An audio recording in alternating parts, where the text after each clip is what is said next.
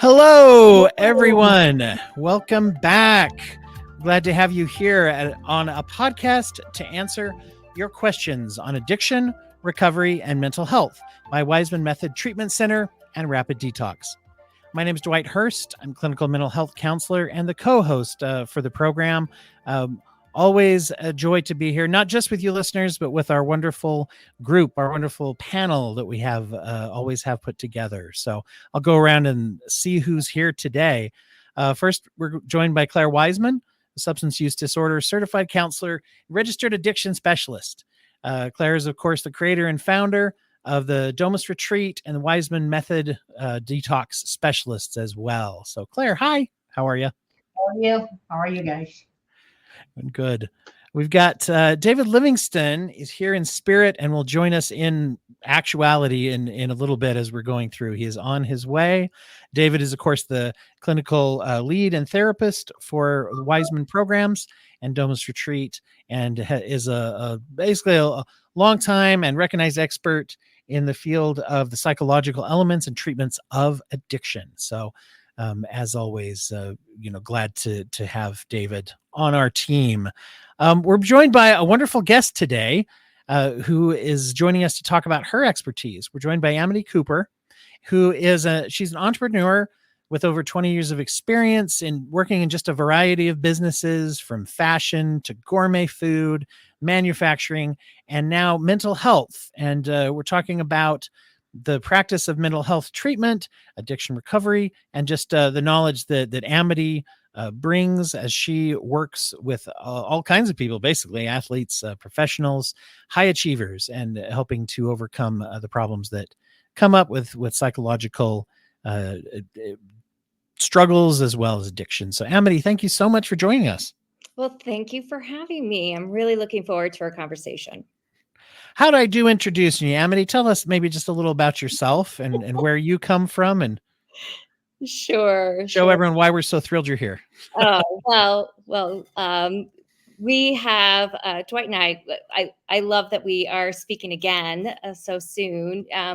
I was explaining to him earlier that I've been in the business world actually for the last 20 years or so. And as Dwight had said, I had sort of come from a manufacturing and product development world and realized around 2015 that my life of producing products and hoofing my wares and selling and being externally driven wasn't as satisfying as I was looking to make that. And so I decided to do a huge shift, and I turned my attention to getting a second degree in mental health counseling. And I've been an active practitioner and coach for the last 6 years or so. And I love working with individuals who are just trying to live their best lives. And so it's been a great industry to be in. And I'm just really excited to talk about all of these new advancements that are coming online for our industry at large. Yes.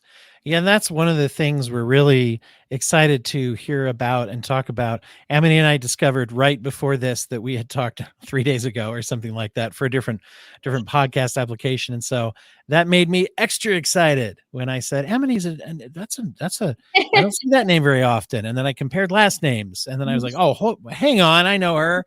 And one of the things that that makes me extra excited is I know what an expert you are and the expertise that you're focusing on, the development, particularly of the way that like tech and digital presence can have in treatment, and different ways that there are these more innovative practices.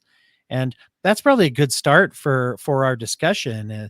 Is the question, we run by questions here. We answer. And so the first question would be, how do we integrate new practices, tech, VR, all kinds of things like that to enhance mental health treatment and people's recovery? Yeah. So one of the things as I was preparing for this conversation is like, I myself was becoming overwhelmed and inundated with information. Okay. And so imagine for somebody that has that continues to work and explore and be an active user in this field of exploring technologies. Imagine what it's like for our clients and everyday consumers who are sort of inundated with options of how we can access these various tools that are coming online today. And so the mental health industry at large is really going through a radical transformation. There's a rapid advancement of exponential technologies that have been occurring for the last 15 years or so, and just now probably propelled by the pandemic experience. We are suddenly sort of inundated with all of these options and all of these tools. And so there is a plethora of options available to us, both as clinicians and end users and clients and customers, however you want to classify us. And it's crucial. We have the ability to actually provide the resources and the care in ways that we never thought were imaginable before. And we can do that through a variety of ways with the use of AI development, VR, immersive environments and technologies, plus all of this everyday access to wearable technologies. So I love to use this as sort of like a jumping off platform to go deeper into how these technologies can be applied to our practices and just everyday use. It's wonderful. I'm going to let David in real quick. David is joining us now, jumping in. David, welcome. You are sideways, by the way. I am sideways. How do I correct that? Is that better? Oh, There you go. You did it. Okay. No, I was on you right now. I was sideways on a call earlier today, and boy, we took forever to figure it out. So look at that. Welcome, David. Amity, this is David. Hi, David. Nice to meet you. Nice to meet you. Lovely to be here. Well, so David, I'll catch you up as well. As maybe a summary too. I think, David, I think your microphone may be catching all of us there. Not sure. Is that better or worse? Let me talk for just a second and see if I hear an echo, and I don't hear an echo. So yes, that would be better. All right. Awesome. We got all of our tech. Let's see, speaking of tech, we're troubleshooting right now, aren't we, on the call? So we're just trying to show off for Amity that we're not total rubes when it comes to our tech, with all this tech talk. Yeah. So Amity was just telling us about how, the use of tools and digital formats and platforms and things is not only something that's useful, but I like how you mentioned that we have really the obligation to provide the best care we can. So when there are tools that are available, and many of which now are designed to help with service delivery, it behooves us to find ways to make ourselves available to our clients that way. Yes. That I'm getting. Yeah. Interesting. And looping Clare and David into this too, what kind of changes have you guys seen over time, both maybe tech or even societally, in the way that the addiction treatment is put out there? I think for the addiction treatment itself, we're still hands-on, because what we do is medical, is it really needs to be in the presence of the patient. I think there is a tremendous amount of Zoom nowadays, and I'll let David talk about that, especially of our patients, because we do treat patients from all over the world.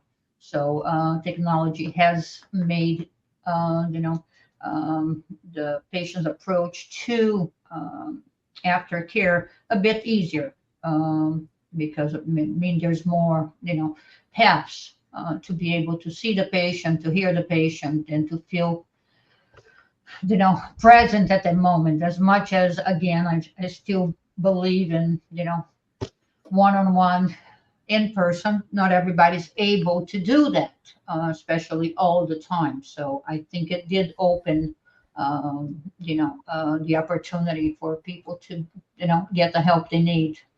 without,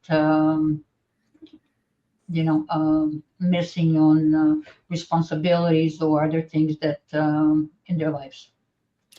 That's one thing that I know we focus a lot on. I mean, through Waismann, is looking for ways that people can receive treatment without having to risk having to quit their job or something like that many Right. times. And Amity, this probably ties in. You work with a lot of high achievers and people who probably have a lot going on in their lives. And I think there is a, the reason I'm going to use the word mythology is any one size fits all approach, I think is a mythology, so to speak. It's like everybody's got to go to the full blown 90 days this or 120 days this or something that and sometimes people either they can't really, or we could just be honest, say they're not gonna. So how do we adapt to help people who are in those situations? And that's one thing we seek to do a lot. Yes. Well, I think, and I'd love to hear, from all of you on your perception of this, but I think in the last, alongside and in parallel to this exponential technology and growth and explosion of research within the mental health care industry, we're seeing pockets of how there is this huge paradigm shift from dis-ease to this seeking wellness and a holistic embrace of wellness. And what does that mean? And alongside of that, we're also seeing a transition from, if you will, like a quantified self perspective to a fully integrated approach of how we look at our well-being. And so moving from a quantified self to a quantified health worldview. And in regards to working with my particular clients, there's all these other issues that sort of come up. Each individual's journey is unique and their own. And so again, in our basic fundamental training, it's like you meet your client where they're at. And so you have to be able to be flexible, adaptive, and consumer client specific to their needs. And I think that really applies to the whole recovery process and journey that individuals go on. So Right. Just that as I've said before, and I'll say, I'm sure many times again, that it's the client's needs that drive the treatment. And so if you're working with someone who's thirsty, you better get him something to drink, or is hungry, you better get him a meal. If you're working with someone who is lonely, work with them and figure out how they can get better connected. And there's different ways to do it. If they're very busy, they have a full life, maybe that aspect of their life is helpful. Technology can help too. They don't have to drive an hour, each way to go see their therapist. And all of a sudden that relieves the burden, and yet they can still get some help that they need. And like our treatment program is, we're really set up that way so that you can get in and out quickly, right? So in terms of the technology that's used in treatment, in terms of being able to get someone off an opioid very quickly, I think that we do that better than anybody I know, and with more precautions than anyone I know. So then there's more options. If you need to stay longer, you can stay longer. Right. But it's driven by the person's life. It's driven by their needs. Now, obviously in treatment, people are suffering because they don't always recognize what they need, or there's a lot of resistance to it, or there's problems with being able to activate in some way that allows those needs to be put in place. And, and in a treatment, at least in terms of my job, I think it's my job to be able to convince them using their life and their own story as to what it is that's out of balance. And if you do so effectively, people will feel grateful. And it's a kind of unfortunate in a way, but fortunate that it's happening, in that if you look at the old medical model and still some of the tendencies in addiction treatment, treating someone as that individual and listening to them is something that's a bit modern too, we might say, and really incorporating and blending the psychological health model. A lot of us have been doing it for a long time, but I just mean that there is still a kind of one size fits all mentality. So even having, along with the focus on individuality, now we're talking about how that can be delivered, and there's options for people to have more intensive outpatient if they need it, to do a little more or less, to have I don't know, just different follow-ups. One thing that's really interesting is we mentioned the virtual telehealth options of delivery through services, through kind of like what we're doing right now, right? That sometimes there's this question of, is it more advantageous to be in person? Is it not? Once again, individuality and what people like. But Amity, could you maybe tell us a little bit about some of the developments that are coming down the pike there? I know with VR and things, they're looking to supplement that, right? Yeah, of course. So as we can see, I mean, we're 4 years out from the pandemic, and telehealth and virtual accessibility is sort of second nature to us now. But the beauty of this is that it can go so much farther. We can have so much more of a hybrid approach. Not only can we be up close and screen to screen with our clients, and we sort of have a familiarity with it, we're comfortable with it. It's a format that's not foreign to us anymore, but we can also utilize that to have constant contact with our clients in a way that is proactive and directive instead of being reactive. So a lot of things that, at least that I found just within the screen, the video usage, is that, I can follow up with a client. I can have a regular schedule, and then I can do follow up, and I can provide access to other coaching and homework tools and portals that keeps the movement of therapy, keeps the movement of treatment in flow. And then if whatever I see in addition that's needed, it's in real time, because I'm having these ongoing conversations with my clients, and then I can figure out what other tools I can utilize to help support their journey. And a lot of times I'll suggest, well, let me give you a intervention, and I'll say, let's get online and let's do a VR routine or process or steps. And then I can follow up, and I can get all this real-time feedback and what's going on. So it's really powerful in how you can incorporate these tools, and they're relatively affordable. Mm-hmm. That's the thing, is things come down the pike and become more widely there. I'm curious about the way that you see addiction treatment, touching some of the people that you work with, and what is it that meets some people's needs? As we were saying a minute ago, we work with a lot of people who, they might have their lives feeling out of control in a way, but they're still the experts of their own lives, and they may be highly effective and healthy in many ways, but they have these issues. How do you see them approach, and how do you recommend that they engage in starting out treatment when it comes to their addictions? Well, my specialty is not addiction.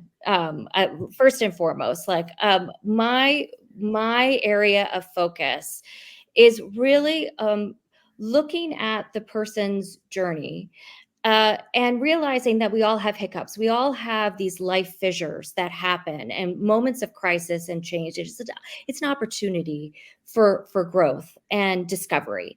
And what I love to do is, when that moment arises and somebody is looking for assistance and guidance, I act as an ally, a resource, a witness to their process.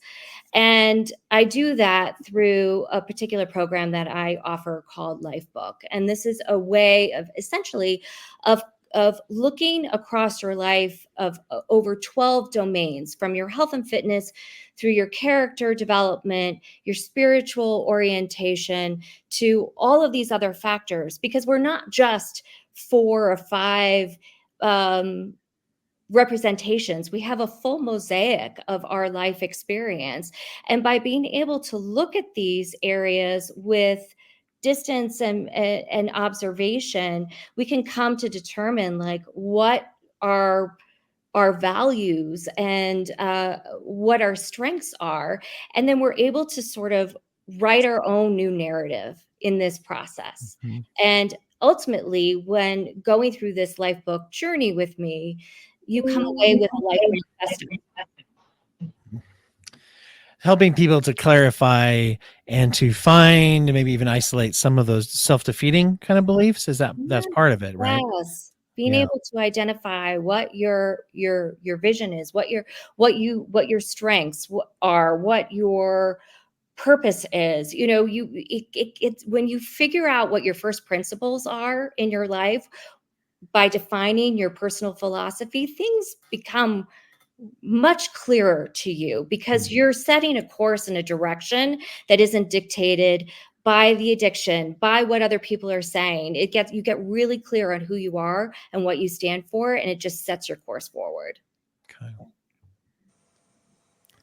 I think, Dwight, it's important to, remind people that, again, addiction is such a small part of the individual. It is a condition that they're suffering from. It is not who they are.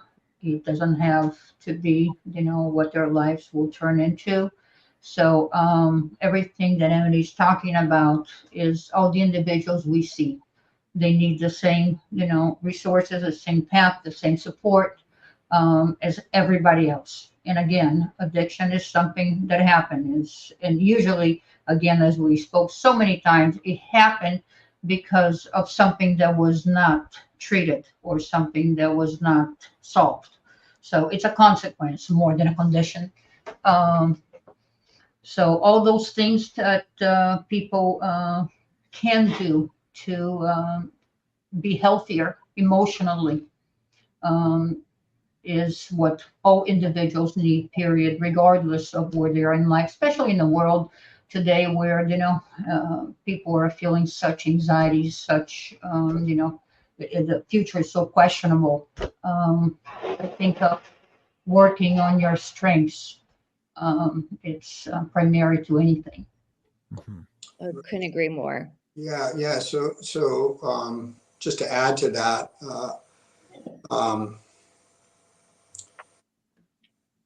the hardest question I've ever asked people is, what do you want? And because the brain and whether we're conscious of it or not, we always want something. So addiction tends to be a compensatory problem for answering that. And sometimes there is trauma, and trauma tends to be, in one way or another, a disruption in the hierarchy of a person's life and in the ability to redefine and understand what it is, like you're saying, who they are, which is actually a discovery process. You actually don't choose who you are as much as you discover it. And the ability to discover who you are and then have that in relationship to a world in which there's a feeling that who you are will in some way be supported and even rewarded eventually. And, and that hierarchy of living and of life gets reestablished in some dimension in which you understand, okay, this is what I want. I'm willing to work for it. I'm willing to suffer existentially for it. I'm willing to balance my life through exercise and all these things to sustain that. Right. And then all these tools like you're talking about, Amity, come in and you can begin to sort of put together, and also you reverse the trauma by reestablishing a sense of who you are and hierarchy meaning moving towards something that you want. Right. So that all sounds good. Yeah, beautifully said. I couldn't agree more. I think, how do you feel about this? I mean, I really feel like life's journey is either, you're propelled forward either from a call or a fall, and something that sort of that allows you to put you on that path of self-discovery. Are you answering that call or fall or crisis point, and then it's this unfolding, this beautiful unfolding of your life if you're willing to step on that path. Right. Well, you know, a thought is not the same as a thought spoken. So it isn't until we begin to speak that we actually begin to coalesce a sense of ourself. And a lot of what happens in trauma is people stop speaking because there's no one to hear. There's nobody who's going to hear it well. And so that feeling of an individual's and who they are beginning to emerge is interrupted. And that's part of sort of that process that so one of the things that's great about therapy is just sitting down and talking, and you can see, because one, it creates more self-consciousness, just as, you know, talking does, especially if you're talking about painful things, personal things, you know, and on and on. But the ability to bear the self-consciousness actually strengthens us, you know, assuming that it's done in a way that we want, right? That reestablishes a sense of a hierarchy. So there's all these things that therapeutically, you know, can, you know, help this process. So just a few thoughts. Yeah. And of course, that then gets into some of the, let's say, the midterm or later stages of treatment. You engage with treatment, maybe you start accepting and looking for some help with an addiction process. If we go through a lot of course, our clients go through Waismann, go through detoxification, we go through DOMA, so they get started out with that. And Amity, you see people at all stages of different problems they're going through. When we get into saying, I'm moving into this health and happiness stage, and there's a certain amount of trying to maintain success. And we talk about relapse prevention and things like that, trying not to backslide or trying to deal with this moving forward. I'm interested in some thoughts from everybody about how do we keep that momentum, or how do we deal with the fluctuation in momentum as we're moving forward with these goals so we don't lose our progress.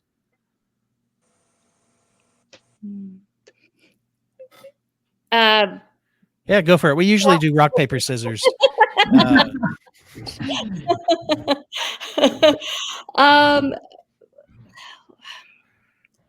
So dealing with what life throws at you, I think is the challenge. We're always going to, nothing's smooth sailing, right? So there's always going to be fits and stops and course corrections and adjustments along the way. And I think, in my experience and from my perspective, when somebody has cleared and has come through a moment of crisis, there is a reorientation that's necessary. There is something that you need to, what your old paradigm, your old worldview has now been completely remolded and reconstructed. And you are creating a new perspective, a new paradigm to live in. And so those choices become much more important. And I think this is where that slippery slope can happen. I mean, it's so easy to go back into old habits if you haven't laid the track for the new ones yet. And so this constant adjustment and reassessment and surrounding yourself with a community of support and people who are maybe just a few steps ahead, who can relate and provide that extra support to you, emotional and psychological and community, is so needed and so vital. And I think a lot of times along the recovery journey, you know, a lot of these people can get lost, and it is a precarious place to be. And Claire and David, you can speak more to these points, but I find that the more we surround ourselves with other people and with our peers and are patient with ourselves, we can usually, you know, inch forward step by step, day by day, living in the moment.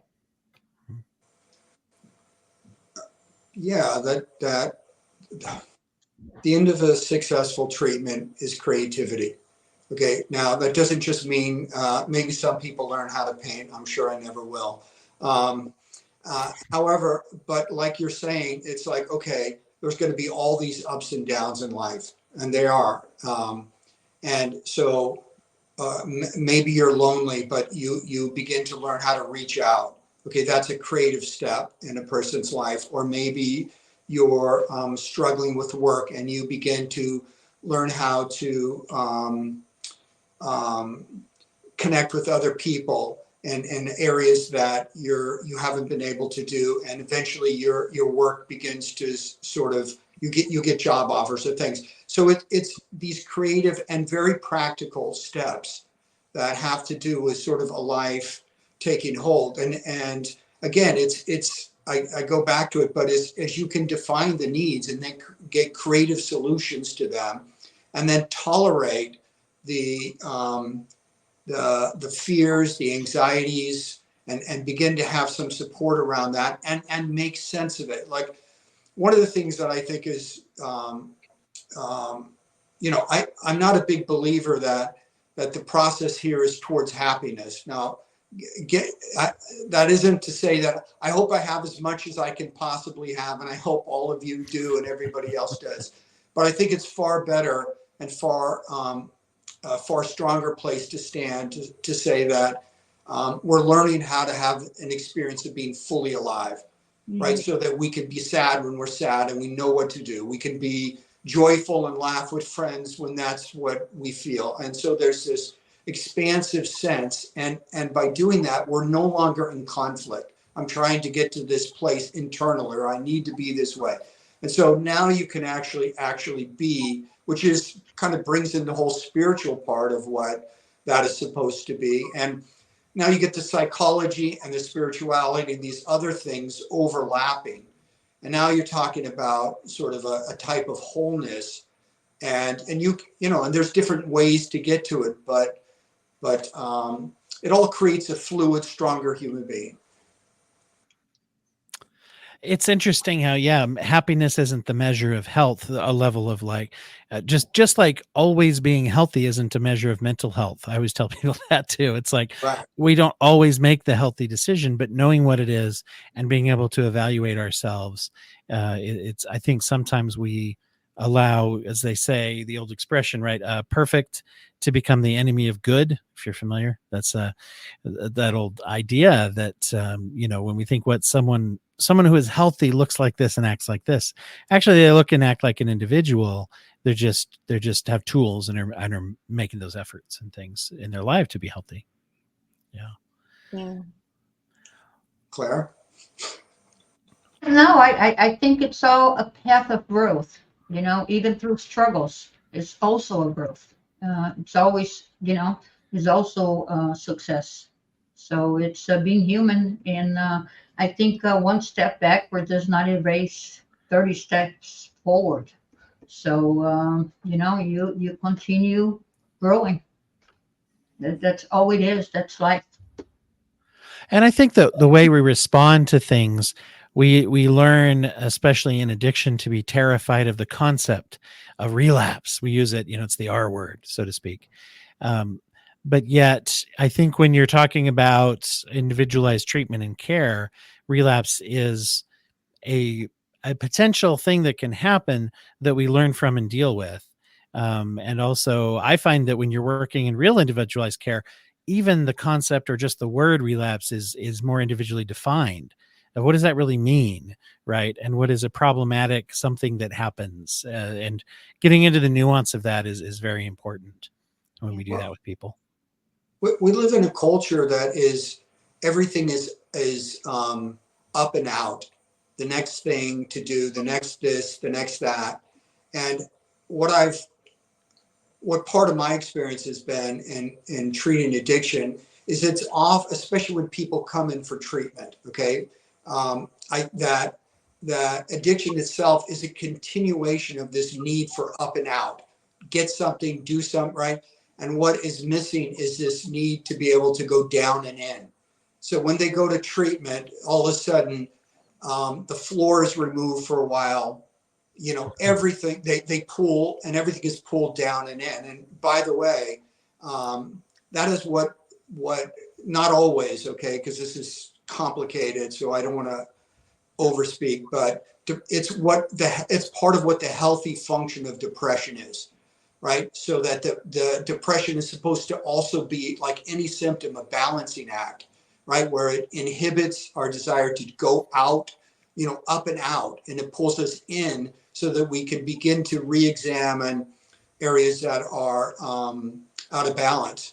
And so you'll see people go through that after a detox. They will go through a period of dysphoria, and they're pulled down and in through the process itself. Now, some of it's chemical, some of it is, just the physiology of the detox itself.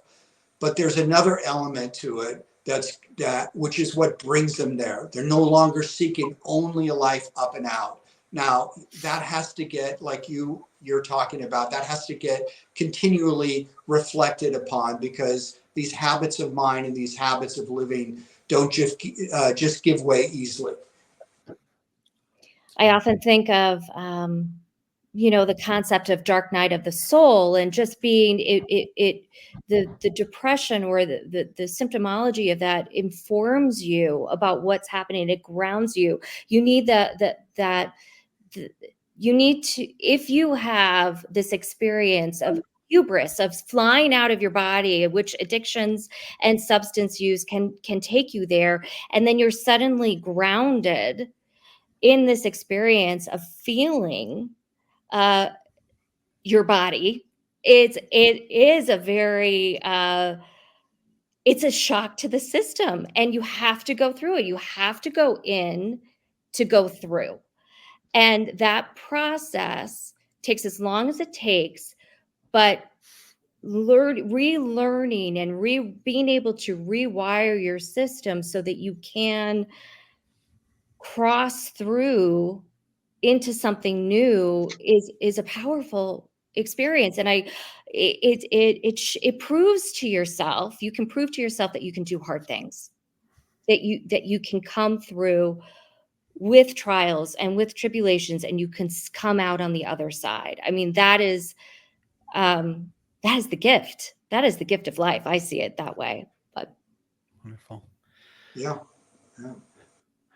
Very well said, Saul. This is something that those of you out there that are able to hear this or watch this, I think that, as I always like to say, you've got people in your life who need this. If you wonder if mental health or addiction needs are present in your life, they are. If you're lucky enough to not be aware of them at all in yourself, well, maybe lucky, maybe check. But if not you, then look around you. There's somebody who can use that. And I'm really grateful for the things we've been able to share and talk about today. Amity, would you tell everybody a little bit how they can follow you and follow your work? Where do they find you out there in the world? Sure. Not geographically, just, Yeah. So first and foremost, you can find me at amitycooper.com. And that provides sort of an overview of all of the different services and programs that I offer. If you are interested in speaking more with me or learning more about my specific counseling and coaching programs, you can find me at wayfindingpractice.com. And then last but not least, if you are a mental health professional seeking information and guidance on how to open and jumpstart your practice, you can find me at clinicalcareercollective.com. I know that is a mouthful, but I offer a 7-day boot camp to help jumpstart your private practice. So you can find me there. Excellent thing.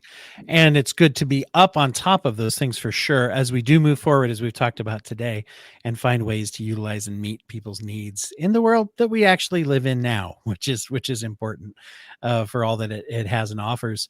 As far as the show here, you can learn more about the Waismann Method, and you can learn more about our show by visiting opiates.com. We do want to hear from you. We thrive on questions and answers here. And so send us things that you'd like us to talk about.